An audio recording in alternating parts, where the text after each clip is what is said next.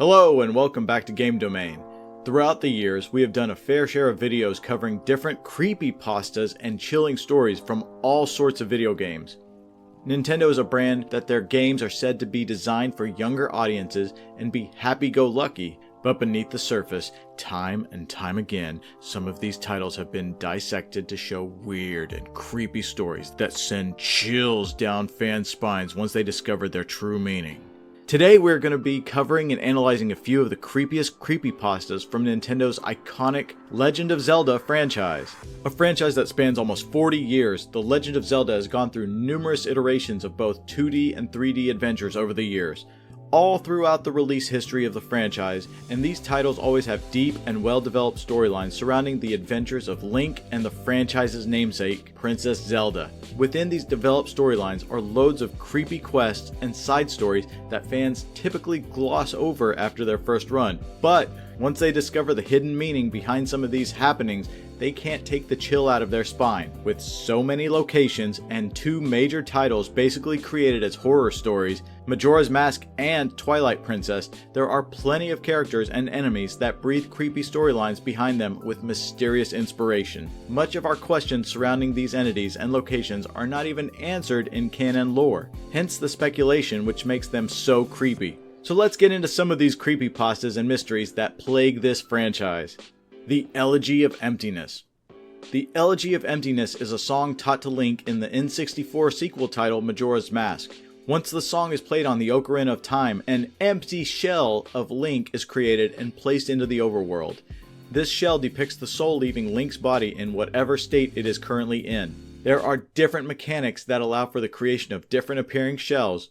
As wearing the masks of the Goron, Deku, or Zora, Peoples creates the shell of Darmani, the Deku Butler's son, and Mika, respectively. So what is the meaning of this song? Why does it allow for your soul to be replicated into a physical shell, presented to some sort of Zelda god in a physical form in the overworld? This gameplay mechanic gets even creepier upon analyzing the state of the shell created when Link plays the Elegy of Emptiness in his unmasked natural state. The shell that is presented has a face that does not resemble Link, but rather a creepy, ominous face on Link's body. This face presents a creepy smile, with a carefully stretched out face seeming to make a mockery of the swordsman destined to save Hyrule. Why does this version of Link present itself as the replication of his soul through the song? Who is this figure? These mysteries surrounding the Elegy of Emptiness and who it actually replicates, all questions that have never been canonically and properly answered, only speculated. Blight Ganons. We now jump all of the way into the most modern Legend of Zelda story, the Breath of the Wild and Tears of the Kingdom timeline.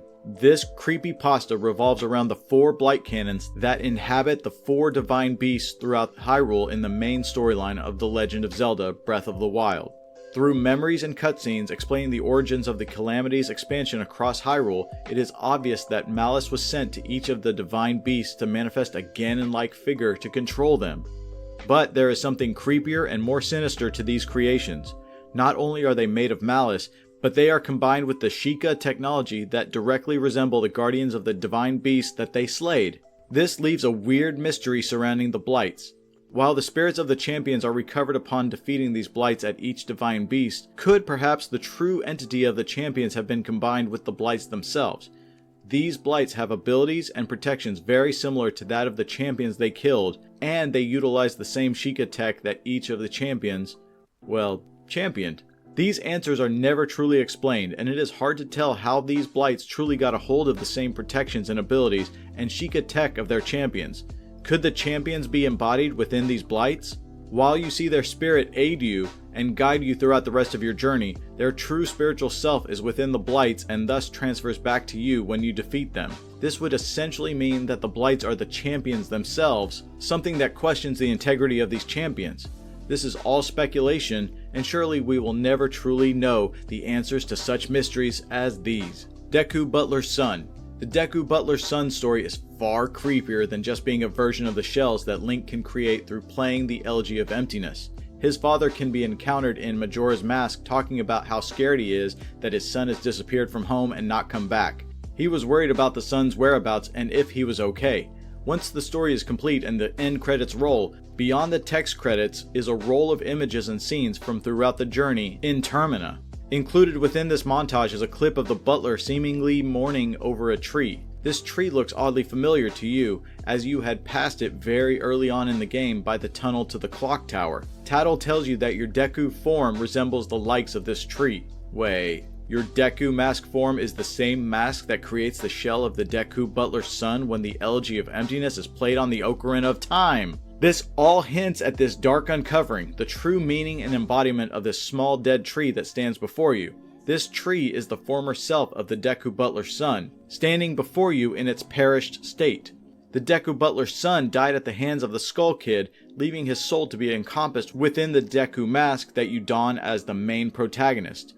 Not only was the Deku Butler's son killed by the Skull Kid, but his soul was ripped straight from his body and placed within the Deku mask, leaving his lifeless body planted on the ground in front of the tunnel to the clock tower.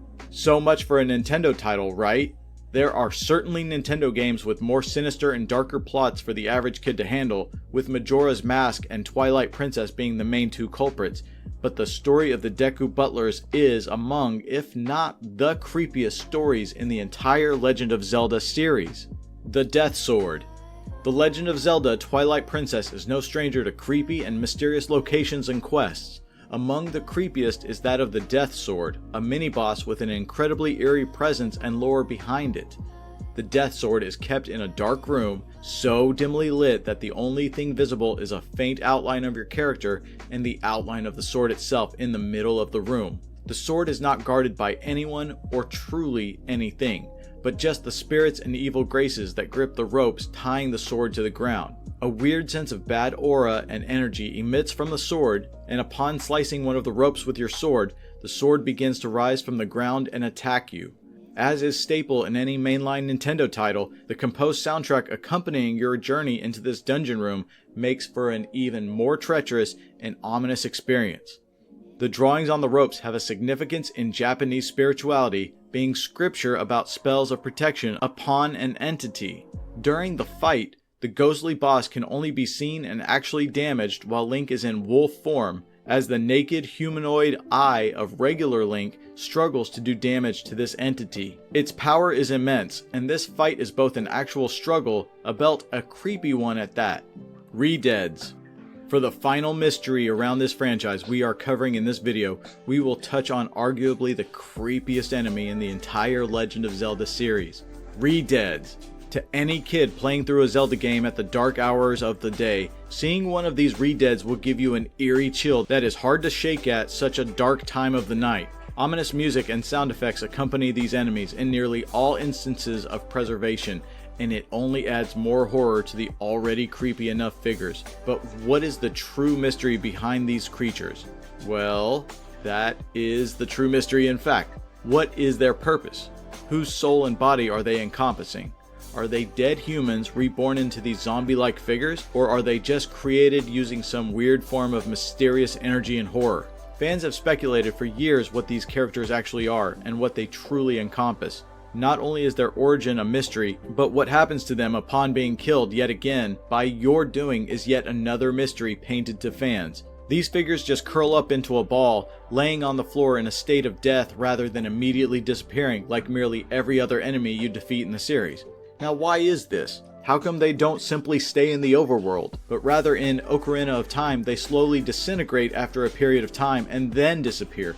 Why did they stay in that state before disappearing? Some variations of this enemy, built a different species, entirely in canon, the Gibdo will rise again and continue to fight you in instances such as in Tears of the Kingdom. This isn't the case with the Redead, which makes it almost creepier. Now while the Redeads are laying on the ground dead, the living Redeads walk over and kneel in mourning until they disappear. This just adds a continued element of creepiness into this creature and the energy around it. Is this crouched down just in mourning?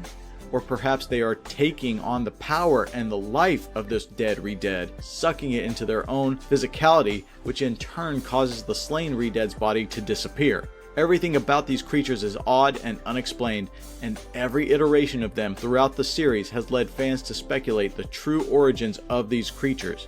This is yet another Zelda mystery that we just might never see solved, along with the other mysteries and creepypastas we covered in this video. Thank you for tuning into today's video covering these 5 mysterious oddities present in the Legend of Zelda series. If you are wondering why we did not cover the Ben Drowned creepypasta, arguably one of Nintendo's biggest and most well-known creepypastas, and surely the Legend of Zelda's biggest, that is because we did a video sometime back that covered that story and mystery in depth. I'm going to link the video in the description for those who want to learn more about that creepypasta. What did you think of what we covered in today's video? Are there any other franchises with some creepypastas and mysteries that you want us to cover? Let us know in the comment section below any ideas you might have for future videos we can do on topics like this. Also, be sure to check out our recent videos as well as the link to join our growing Discord. Thanks for tuning in, and we hope to see you soon.